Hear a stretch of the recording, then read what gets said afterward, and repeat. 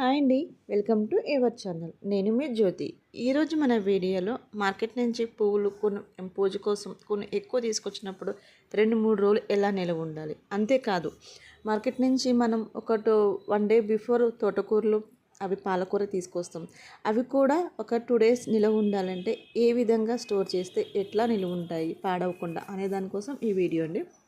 So పువ్వులు చూసాం కదా, ఈ పువ్వుల్ని రేఖలు ఊడిపోకుండా ఎక్కువ రోజులు ఒక 4-5 రోజులు స్టోర్ ఉండాలంటే ఏ విధంగా చేయాలో చూద్దాం. ఒక డబ్బా, ఇటువంటి డబ్బా తీసుకుని, ఇటువంటి దాని కదా ఏదైనా ప్లాస్టిక్ డబ్బా తీసుకుని దాంట్లోకి కింద ఒక టిష్యూ వేసుకోండి. టిష్యూ అనేది కింద వాటర్, ఫ్లవర్స్లో వాటర్ ఉంటే ఆ వాటర్ అనేది టిష్యూ అనేది పీల్చుకుంటుంది. ఫ్లవర్స్ వేసేటప్పుడు ఫ్లవర్స్లో వాటర్ లేకుండా, తడి అనేది లేకుండా ఫ్లవర్స్ చూసుకోండి. ఈ ఫ్లవర్స్ అన్నీ దాంట్లో స్టోర్ చేసుకుని మధ్య మధ్యలో ఒక పేపర్ ఇట్లా రోల్ చేసుకుని ఇట్లా న్యూస్ పేపర్ అనేది మధ్య మధ్యలో యాడ్ చేస్తూ ఉండండి. సగం సగం ఫ్లవర్స్ వేయండి, మధ్య మధ్యలో ఈ పేపర్స్ యాడ్ చేస్తూ ఉండండి. అలా మన దగ్గర ఉన్న ఫ్లవర్స్ అన్నీ దాంట్లో వేసుకునేటప్పుడు మధ్య మధ్యలో పేపర్స్ అనేది వేయడం అనేది మర్చిపోద్దు. ఫ్లవర్స్లో వాటర్ ఏమన్నా ఉంటే అవి పేపర్స్ పీలుస్తాయి కాబట్టి పూలు అనేది ఎక్కువ రోజులు నిలువ ఉంటుంది. ఇలా పూలు తీసుకొచ్చిన పూలన్నీ ఇలా డబ్బాలో ఫుల్ చేసిన తర్వాత పైన ఒక న్యూస్ పేపర్, 2 న్యూస్ పేపర్లు సైడ్కి పెట్టి మూత గట్టిగా పెట్టి ఫ్రిడ్జ్లో పెట్టేసేయండి. ఇవి కనీసం 5 డేస్ వరకు నిల్వ ఉంటాయి. వాడికనే ముందు ఒకసారి ఈ పువ్వుల్ని నీళ్ళలో తీసి దేవుడికి పెట్టాలి. ఎందుకంటే కొన్ని ఎక్కువ రోజులు పూలు స్టోర్ ఉంటాయి కదా, అందుకని.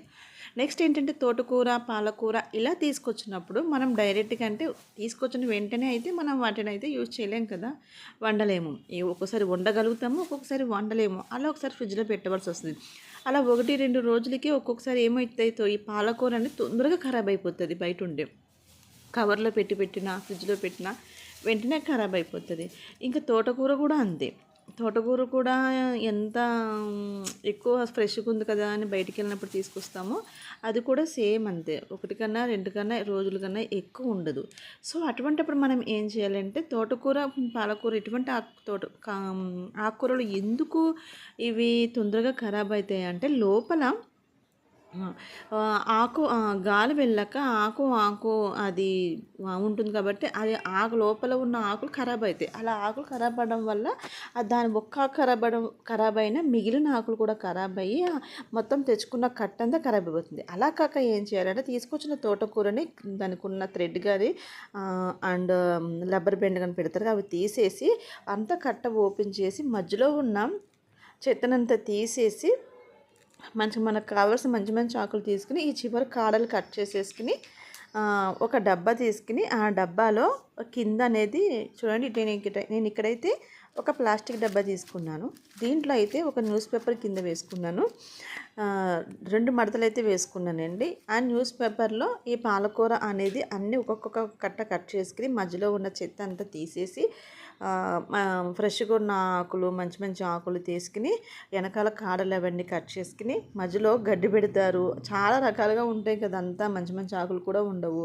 మనం ఒక కట్ట తీసుకుంటాం కానీ దాంట్లో సగం కూడా పనిచేయదు. ఈ తోటకూర చూడండి మధ్యలో ఎటువంటి ఉన్నాయి కదా, ఇవన్నీ కూడా వేరేసి పక్కన పడేసి మనం మంచి మంచి ఆకులన్నీ తీసుకుని దాని చివర కాడలు మాత్రం కట్ చేసుకుని అన్నీ మళ్ళీ ఇదే డబ్బాలో తెచ్చుకున్నవన్నీ స్టోర్ చేసుకోవాలి. కాడలు మాత్రం కట్ చేయాలండి. కాడలు కట్ చేస్తేనే ఆకు అనేది పాడవకుండా ఉంటుంది.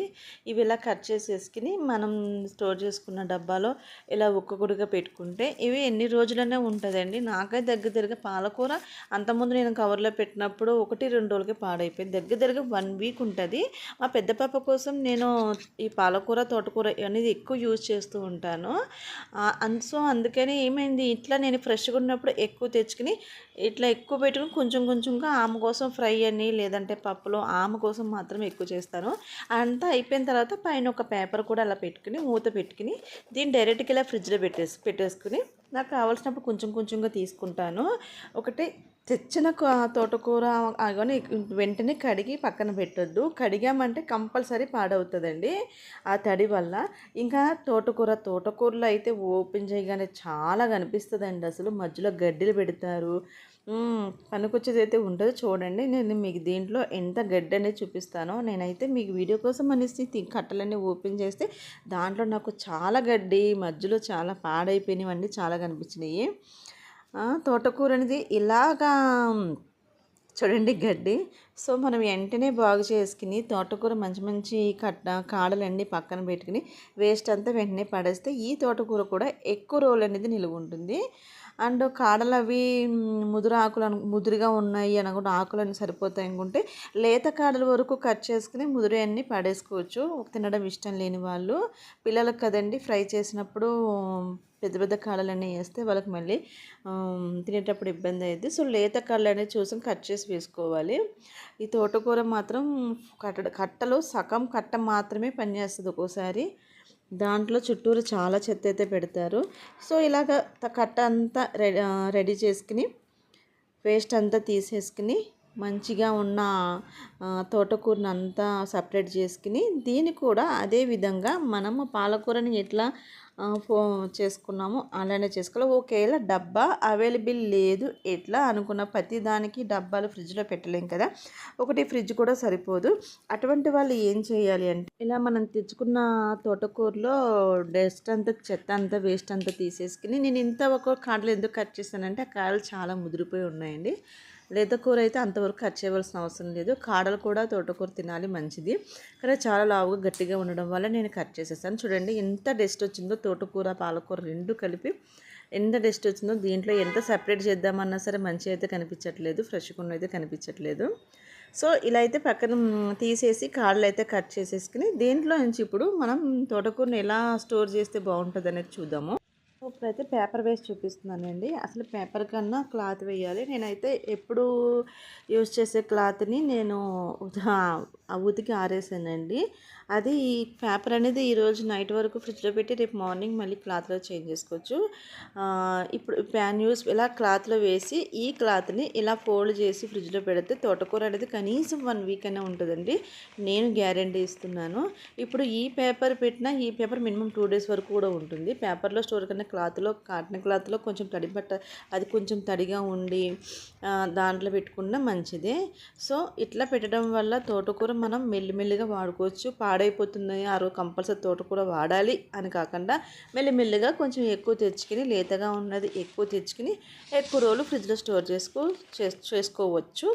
సో ఫ్రెండ్స్, పాలకూర, తోటకూర అండ్ పువ్వులు ఎలా స్టోర్ చేసుకుంటే ఎక్కువ రోజులు ఉంటుందనేది ఈ వీడియోలో చూశారు కదా.